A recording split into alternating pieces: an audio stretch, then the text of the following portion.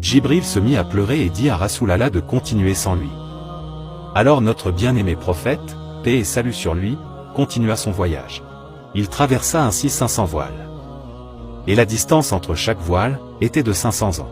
La lumière devenait de plus en plus puissante, tellement puissante que notre cher prophète en était dépassé. Alors, il ferma les yeux. Il dit qu'à ce moment, c'est son cœur qui contemplait la lumière. Ce fit ainsi, jusqu'à ce qu'il atteigne la destination finale. Il n'y avait rien. Rien sauf Allah et son prophète.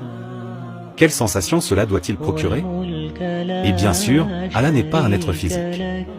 Le prophète fondait en sa présence. Il voyait avec son cœur. Il s'approcha. Il était si proche. Si proche, qu'il était encore plus proche que 2 distances d'arc. Ou encore plus proche que cela. Personne n'avait jamais été aussi proche d'Allah. Il commença à lui parler et lui a demandé. « Ô Allah, tu as donné à Moïse le don de te parler et tu as donné à Abraham le rang d'être ton ami. Qu'est-ce que tu me donnes à moi ?» Et Allah parle ici directement à Muhammad et dit, « Je te parle comme j'ai parlé à Moïse, et je t'ai pris comme ami, comme j'ai pris Abraham comme ami.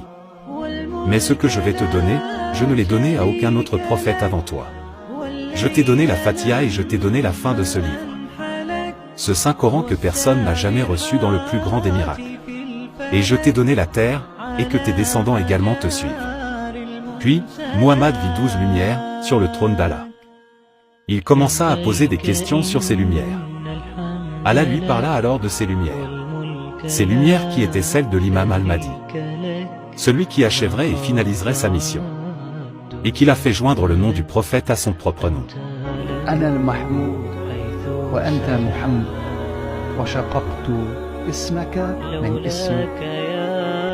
Ton nom et mon nom ont toujours été ensemble. Et ton nom vient du mien. Chaque fois que je suis glorifié, tu le es aussi. Et lorsque quelqu'un prononce la shahada, il ne le fait pas sans prononcer aussi ton nom. Et le prophète, paix et salut, dit qu'Allah lui a révélé des choses qu'il ne peut pas dire. Après cela, il revint à la dimension de la terre. Il monta alors sur Al-Bourak et revint à la Mecque, de retour dans la maison de sa tante Oumani. C'est la fin de ce récit du voyage nocturne.